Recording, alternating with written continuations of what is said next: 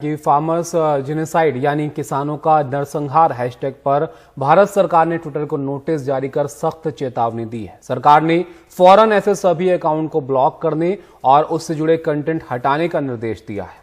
ऐसा न करने पर सख्त दंडात्मक कार्रवाई की चेतावनी दी गई है। दरअसल सरकार के निर्देश पर ट्विटर ने ऐसे सभी अकाउंट को पहले ब्लॉक कर दिया था, लेकिन कुछ समय बाद अनब्लॉक कर दिया गया था। और इस पर ज्यादा जानकारी के लिए हिमांशु के पास चलते हैं, हमारे सहयोगी इस पर जुड़े हुए हैं। हिमांशु, बताइए अब इससे जुड़ा हुआ क्या अपडेट है, क्योंकि इसको लेकर भी एक कंट्रोवर्सी खड़ी हो गई है।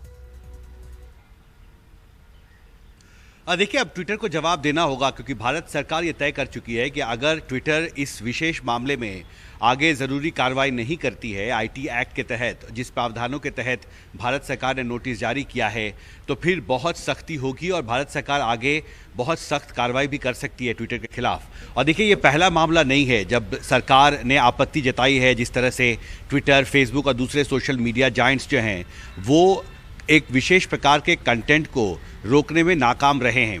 इससे पहले हमने देखा है कि देश में अभी एक नया कानून बनाने की भी प्रक्रिया चल रही है। पर्सनल डाटा प्रोटेक्शन बिल जो है उस पर कई दौर की चर्चा हो चुकी है। ट्विटर को 2-3 बार समन भी जारी किया गया है, ट्विटर के अधिकारियों ने प्रेजेंटेशंस भी किए हैं, लेकिन बार बार सतर्क करने के बावजूद ट्विटर जो है वो उतनी सक्रियता के साथ जो भारत के जो अपने कानून हैं उनके तहत कार्रवाई नहीं कर रहा है। और इस बार विशेष तौर पर जब देश में किसानों का एक आंदोलन चल रहा है, उस वक्त फार्मर्स जेनोसाइड जैसे हैशटैग और ट्वीट्स को, ट्विटर वाले अकाउंट्स को अनब्लॉक करने का फैसला निश्चित तौर पर भारत सरकार नाराज़ है। और एक तय समय में ट्विटर को ये साफ निर्देश दिया गया है कि वो जरूरी कार्रवाई करे जो मांग भारत सरकार ने की है। देखना बहुत महत्वपूर्ण होगा कि ट्विटर जो है इस पर आगे कितनी जल्दी कार्रवाई करता है, लेकिन इतना महत्वपूर्ण है कि एक बार फिर से जो सोशल मीडिया पर जो कंटेंट है विशेषकर किसानों के आंदोलन को लेकर वो विवादों में आ गया है। तबिश, लेकिन हिमांशु, एक सवाल यह भी बनता है कि इस मामले से अगर हटकर बात करें तो सोशल मीडिया पे कुछ भी सोशल नहीं रह गया है। नफरत फैलाने, अफवाह फैलाने, झूठी खबरें फैलाने का एक प्लेटफॉर्म के तौर पर भी इसे देखा जाता है।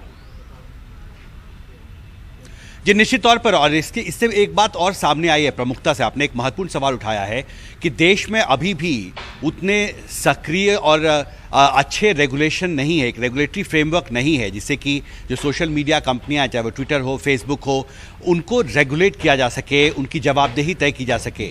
मुझे याद है कई दौर की बैठकें मैंने कवर की हैं पर्सनल डाटा प्रोटेक्शन बिल पर। जो पार्लियामेंट की ज्वाइंट कमेटी है उसकी कई दौर की बैठकें हो चुकी हैं।